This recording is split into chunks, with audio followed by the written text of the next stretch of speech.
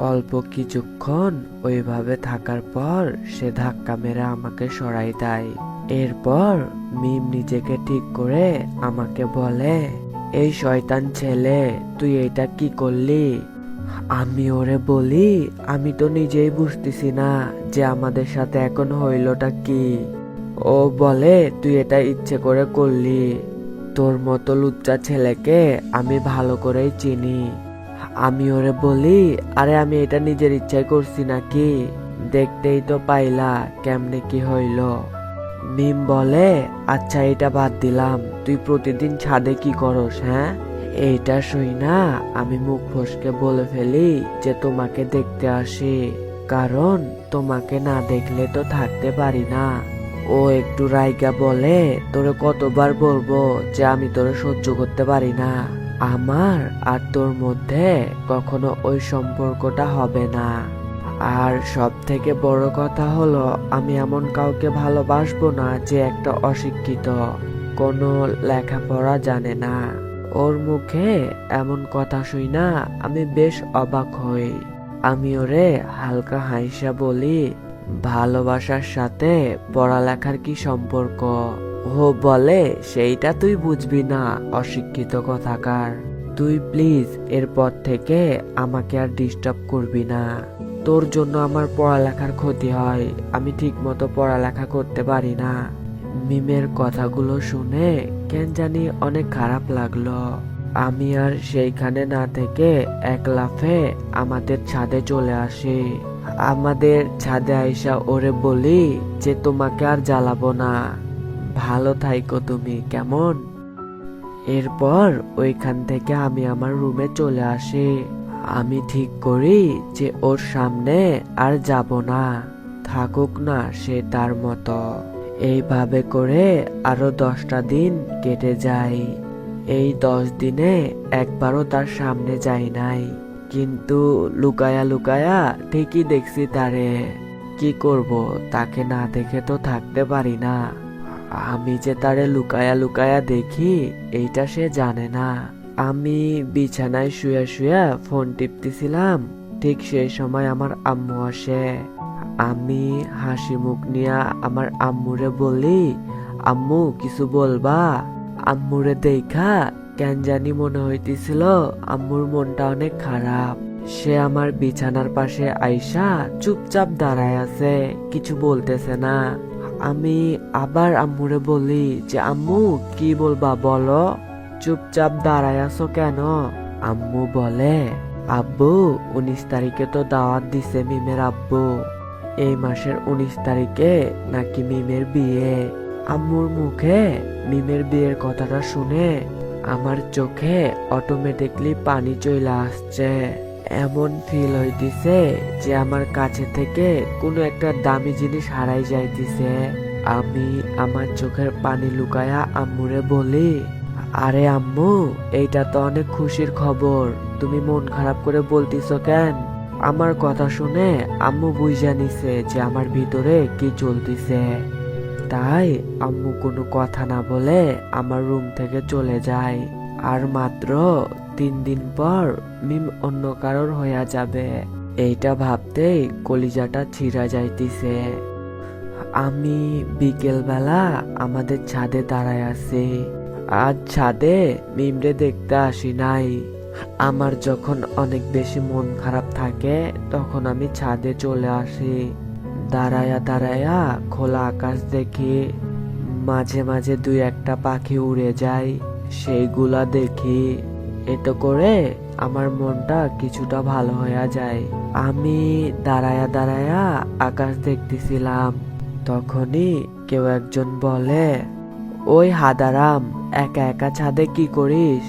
আমি তাকায়া দেখি মিম এই কথা বলতিছে। আমি তারে নরম গলায় বলি, এই তো আকাশ দেখতেছি। ও হাইসা বলে, বাহ, তুই আকাশ দেখতেও জানিস? ওরে আমি বলি, কেন, দেখতে মানা আছে নাকি? মিম বলে, না, কিন্তু আমি যতদূর জানি আকাশ দেখতে হলে নাকি আশিক হতে হয়, রোমান্টিক হতে হয়, তাই তোরে বললাম আর কি। আমি ওর কথা শুনে কিছু বলতেছি না। ও আবার বলে, তুই কি জানিস 3 দিন পর আমার বিয়ে? আমি শান্ত গলায় বলি, হ্যাঁ জানি তো। মিম বলে, তুই কিন্তু আমার বিয়েতে থাকবি কেমন? এইটা বইলা ও হয়তো আমার সাথে মজা নিতেছিল। আমিও তারে বলি, হ্যাঁ থাকবো। ও বলে, কি ব্যাপার আজকে এত কম কথা বলতেছিস যে? আমি তারে মুচকি হাইসা বলি, তুমি তো একদিন বলছিলা যে সরি আপনি আপনি একদিন বলছিলেন যে আপনার সাথে যেন আমি কথা না বলি, আপনারে দেখতে যাতে আমি ছাদে না আসি, আপনাকে যাতে আমার ভালোবাসার কথাগুলো না বলি, তাই সেগুলাই ট্রাই করতেছি। মিম বলে, তোরে যতটা খারাপ ভাবছিলাম তুই ততটাও খারাপ না। ওর কথাগুলো শুনে বোঝাই যাচ্ছে যে ও আমাকে অপমান করতেছে। করুক না, ও যদি অপমান করে ভালো থাকে খুশি থাকে তাহলে তাই ভালো। আমি চুপ আছি দেখা ও বলে, জানিস ফয়সাল, আমার হবু বর না অনেক বড় চাকরি করে। ভাগ্যিস আমি সেই দিন তোরে বিয়ে করতে না করছিলাম, তা না হলে তোর মতো একটা অশিক্ষিত ছেলের বউ হয়ে থাকতে হতো আমায়। আমি ওরে কিছু না বলে ছাদ থেকে বাসার ভেতরে চলে আসি। রাতে বিছানায় শুয়া শুয়া ওর পিক দেখতেছি। আমার মামাতো ভাইয়ের বিয়ের সময় কিছু পিক তুলছিলাম, ওইগুলাই দেখতেছি। ও তো আর জানে না যে ওরে আমি কতটা ভালোবাসি। পাগলি মেয়ে ভাবতেছিল যে ওর কথাগুলোতে আমি কষ্ট পাবো। তুমি তো আমার জানো না, তোমার কষ্টগুলোর মাঝেও আমি আমার ভালোবাসা খুঁজে পাই। তুমি না আসলে অনেক বোকা। তুমি কি করে ভাবলে যে তোমার বিয়েতে আমি থাকবো না? সেই দিন তো আমার ইচ্ছে পূরণের দিন। তোমারে লাল বেনারসি শাড়িতে বউ সাজে দেখতে পাবো, হোক না সেইটা অন্য কারোর জন্য, তাতে কি, বউ সাজে তো দেখতে পাবো তোমাকে। আজকে মিমের বিয়ে, সারা বাড়ি সাজানো হয়েছে। একমাত্র মেয়ের বিয়ে বলে কথা, কোনো কমতি রাখে নাই। সবাই যে যার মতো করে আনন্দ করতেছে। আমি আজকে একটা লাল শেরওয়ানি পরছি। অনেক দিন পর নিজের দাড়িগুলোও কাটছি। এর জন্য অনেকে আমারে চিনতে পারতেছে না। সবাই কেমন করে যেন তাকায় আছে আমার দিকে। যেই মেয়েগুলা আমারে দেখা খ্যাত বলতো, আমারে নিয়ে হাসাহাসি করতো, ওই মেয়েগুলাই আমারে আইসা বলতেছে যে আপনার সাথে একটা সেলফি নেওয়া যাবে। এর মধ্যে মিমের একটা বান্ধবীও ছিল। আমি তারে বলি যে কি ব্যাপার, অন্যদিন তো আমাকে নিয়ে হাসাহাসি করো, আজকে সেলফি নিতে আসলা যে? ও বলে যে আপনাকে নিয়ে হাসাহাসি করি মানে, কে আপনি? আপনাকে তো আজকে প্রথম দেখলাম। আমি বলি, আরে আমি ফয়সাল, আমাকে নিয়েই তো তোমরা হাসাহাসি করো। এই কথা শুই না ওই মেয়েটা যেন আকাশ থেকে পড়ে। ও বলে, কি তুমি ফয়সাল? তারপর কেমন করে যেন আমার দিকে তাকায়। আমি তারে কিছু বলতে যাব, এর আগেই সে দৌড়ে চলে যায়। আমি তো ওর এমন কাণ্ড দেখে কিছুই বুঝতেছি না। ও হয়তো আমারে চিনতে পারে নাই, কারণ এর আগে কখনো আমায় এমন রূপে দেখে নাই। আমি তো সব সময় সাদাসিধে হয়েই থাকি, আর 10টা ছেলেদের মতো স্টাইলিশ হয়ে থাকতে পারি না। কি মনে করে আজকে একটু স্টাইলিশ হয়েছে। আমার মিমের বিয়ে বলে কথা, আমাকে তো একটু সাজতেই হবে। মিম সহ তার সব বান্ধবীরা স্টেজে বসে আছে। একটু আগে যার সাথে কথা বললাম তার সেই বান্ধবীটাও আছে। আমি তাদের সামনে গিয়ে দাঁড়াতেই তারা ভূত দেখার মতো করে আমারে দেখতেছিল। আমি মিমরে বলি, আপনারে আজকে না অনেক সুন্দর লাগতেছে। তারপর পকেট থেকে একটা নুপুর বের করে তার সামনে আগায়া দি।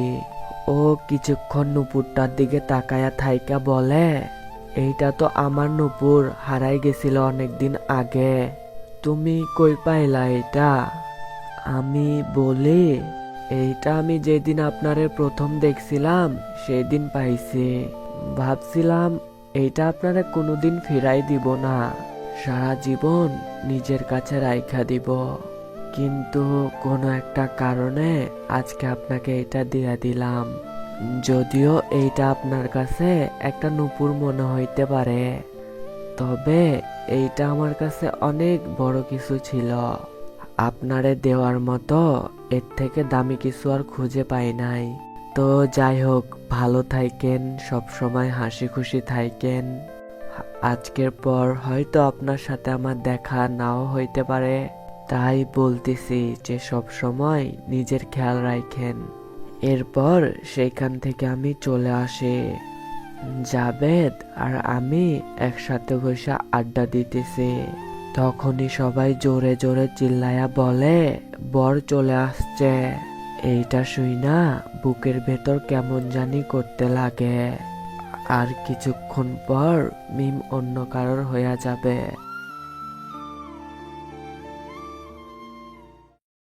হে গাইস, তোমাদের একটা গেম প্লে চ্যানেলের সাথে পরিচয় করাই দিই। পিচি গেমিং, যে কিনা ফোন প্লেয়ার, বাট তোমরা তার গেম প্লে দেখলে বুঝতে পারবা না সে ফোনে খেলে। আর সে অনেক পিচ্ছি একটা ছেলে, তোমাদের কাছ থেকে সাপোর্ট চাইতেছে, সে তার গেম প্লে দেখিয়ে উপরে উঠতে চাইতেছে। তো যাও সবাই তার চ্যানেলটা সাবস্ক্রাইব করে দাও, কারণ আমাদের সাপোর্টের অভাবে বাংলাদেশ ফ্রি ফায়ার কমিউনিটি থেকে গেম প্লে হারাই যাইতেছে। তো যাও তাড়াতাড়ি করে তার চ্যানেলটা সাবস্ক্রাইব করে দাও। তার চ্যানেলে গেলেই বুঝবা তার গেম প্লে গুলা কত ভালো। আমার এই ভিডিওর ফার্স্ট কমেন্টে এবং ডিসক্রিপশন বক্সে তার চ্যানেলের লিংক দিয়ে দিব। সবাই ভাইটার চ্যানেল সাবস্ক্রাইব করে দিও।